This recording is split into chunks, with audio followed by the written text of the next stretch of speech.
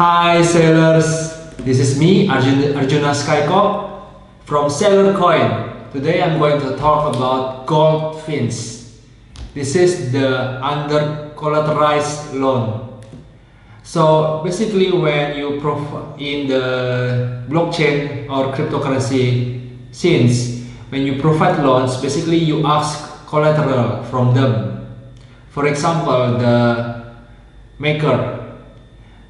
So you provide Ethereum, for example, like a 1.5 Ethereum, then you get DAI as much as 1 Ethereum.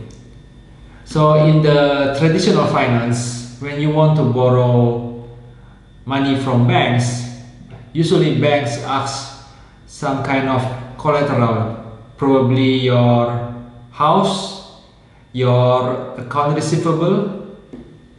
So that is collateral. You want to get a loan, but you need to give them collateral. So if you don't give them back their money, they're going to liquidate your collateral. Okay. So if you don't give back money to the bank will take over your house. So you're going to have to live in your mom's house, okay? But there are other kind of loans which does not involve collateral. So we call this like under collateral loans. For example, some people can get loan from bank without providing collateral because they have like a good reputation, or they know some insiders in bank, so they have like a good connection with high level officers in banks. So in this so Goldfinch is going to attempt to provide loans without collateral. So basically this is like instead of asking collateral, they are going to use the collective assessment. So basically like you want to get a loan from this loan protocol, they're going to judge you. I mean, many people are going to judge your worthiness. Are you worthy enough to get the loan from Goldfinch?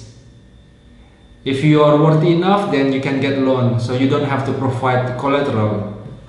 So how do you assess their worthiness? There are many ways. For example, you can take a look their on-chain history. So this wallet, what kind of transaction do they do with this wallet? When they borrow money, do they always return back it or not? Okay. So and this is interesting. In Maker, the loan protocol live in the blockchain world only.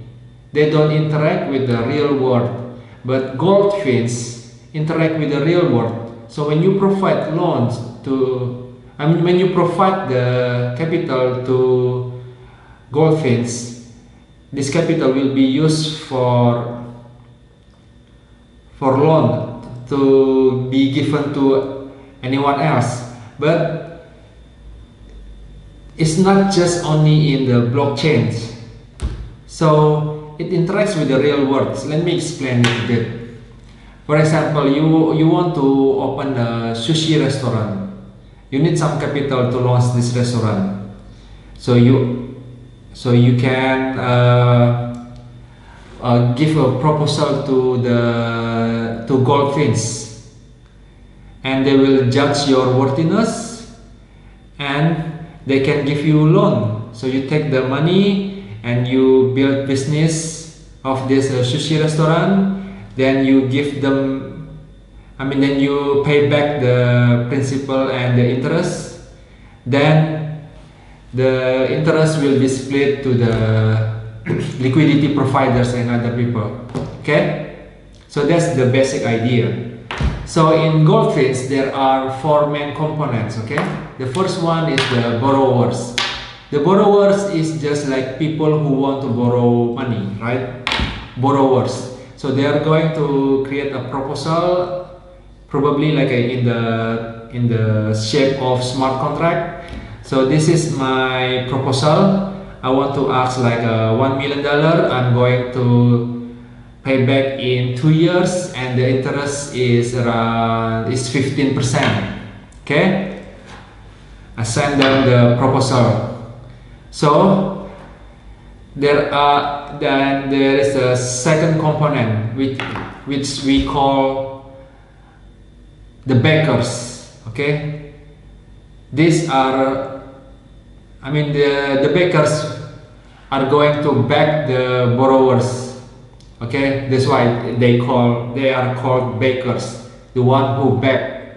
Okay, and they provide capital. Okay, they provide capital as a loan to the borrowers, but they put money in the junior tranche.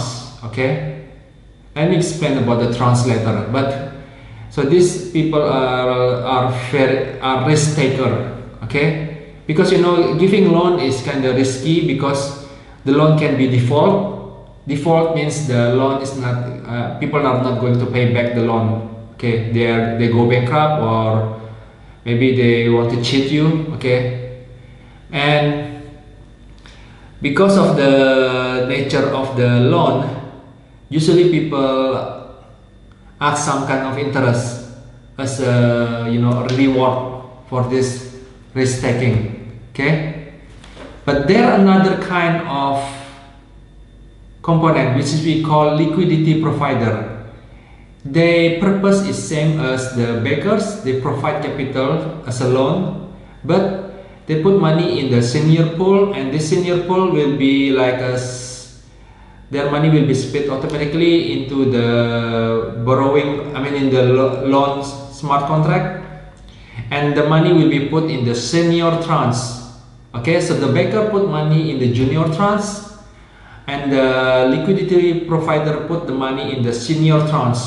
So the difference between the junior tranche and the senior tranche is, let's say if I borrow money $1.2 million, every month I'm going to pay back like a $100,000. So the first money will be given to the senior tranche. Okay, so let's say in the middle of the loan I couldn't pay back the rest of the loan, so I can only pay back the 50% of the loan. So the 50% of this money will be given to the liquidity provider first until they get the whole money back. Then after that, the money will be given to the backers. So that's why junior tranche, like we give back money to the senior first, then the junior. But then you may ask, why do people want to put money in the junior tranche? Because of the yield. The money is bigger. The interest is bigger. So when you put money in the junior tranche, usually you are rewarded with a higher yield. Your money will, the percentage of the money will given back to you is higher compared to the senior tranche. So senior tranche is safer, but the yield is less. Let's say if I put money in the senior tranche, I get back like 10% per year. In the junior tranche, you could get like 25% of profit of your capital. Okay. So that's why it's like this is like a trade-off. Do you prefer safety or do you prefer higher yields? Okay. So the fourth component is the auditor. Auditor is the people who are going to make sure, who are going to approve the loan. So the backers, the difference between the backers and auditors in terms of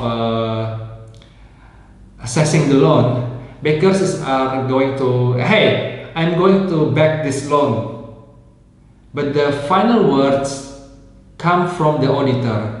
If the auditor say no, then it's no. Usually in this protocol, if there are two no answers, then the loan is rejected. Okay, so this is like it's kind of interesting because this the decentralized cryptocurrency. I mean, this decentralized loan protocol interact with the real world. So they are going to provide loans to the real world, like in Southeast Asia, Latin America. Okay, so this is different compared to Aave, which is like the pure digital blockchain lending protocol. The Aave does not interact with the real world. Okay, so basically there's another model. So usually the backers, so the process is like this. Okay, the borrowers is going to propose a loan, and the backers look at the loan. If they like it, they will back this loan. If there are enough backers, then the auditor will going to make sure this loan is not a fraud.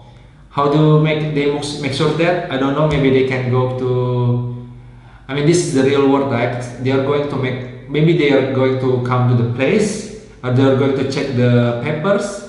They are going to send the drone to make sure the sushi restaurant is valid. Okay, there are many things that you can do to make sure whether this loan is genuine or not. Okay, then after that the money from the senior pool that come from the liquidity provider will be put into the senior tranche. Usually there's what we call a leverage model.